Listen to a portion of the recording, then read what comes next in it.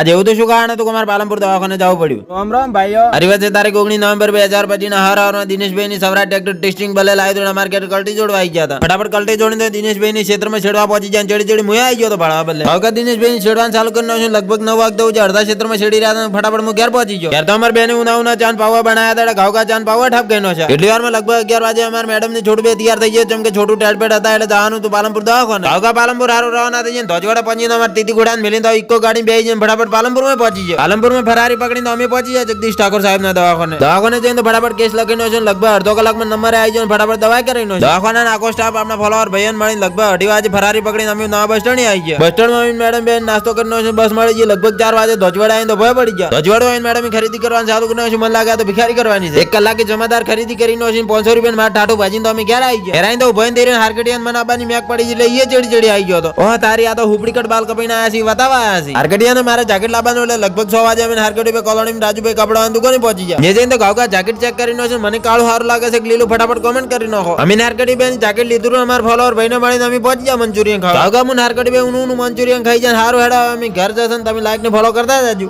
બોલો જય શ્રી સીતારામ.